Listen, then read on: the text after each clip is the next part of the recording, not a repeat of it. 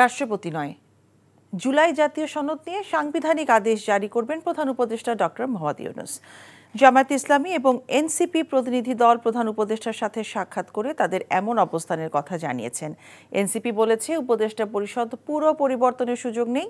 কেউ তত্ত্বাবধায়ক সরকারের কথা বললে তাদের দূরভিসন্ধি রয়েছে। অন্যদিকে জামায়াত ইসলামী বলেছে, গণভোট দিতে হবে জাতীয় নির্বাচনের আগে। হাসান মাহমুদের রিপোর্ট। প্রধান উপদেষ্টার বাসভবন রাষ্ট্রীয় অতিথি ভবন যমুনায় প্রফেসর ডক্টর মোহাম্মদ ইউনূসের সাথে সাক্ষাৎ করেন জামায়াত ইসলামী ও এনসিপি প্রতিনিধি দল।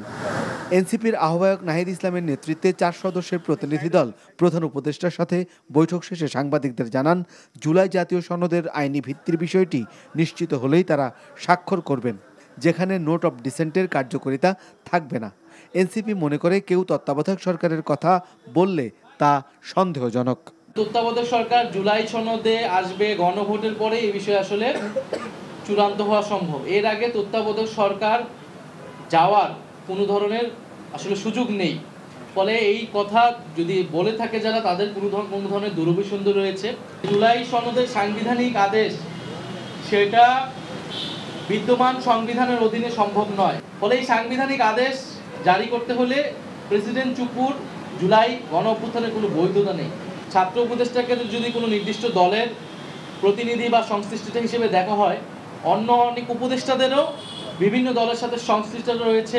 এনসিপির পর জামায়াতে ইসলামীর নায়েবে আমির ডাক্তার সৈয়দ আবদুল্লাহ মোহাম্মদ তাহেরের নেতৃত্বে 4 সদস্যের প্রতিনিধি দল প্রধান উপদেষ্টার সাথে বৈঠক শেষে জানান, প্রশাসনে একটি দলের প্রভাব স্পষ্ট, যা দূর করতে হবে।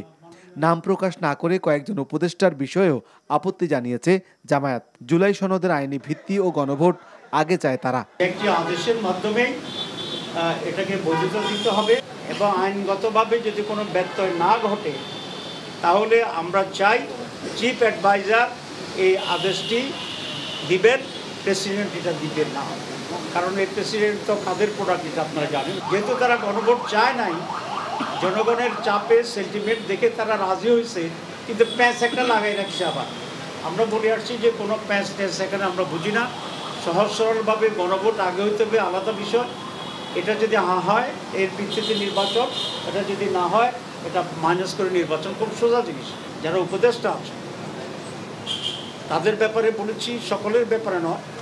আমরা বলেছি কিছু কিছু লোক আপনাকে বিভ্রান্ত করে, আপনার প্রতি আমাদের আস্থা আছে। নির্বাচনের আগে সব দলের জন্য লেভেল প্লেইং ফিল্ড তৈরি করতে প্রশাসনের রদবদলের দাবি জানিয়েছে জামায়াত ইসলামী। Hasan Mahmud, NTV news, Dhaka. Bundle থাকলে প্রতি সেনমানিতে টাকা বাঁচবে। বিকাশ সেনমানি বান্ডেল কিনে জিতুন প্রতি লেনদেনে।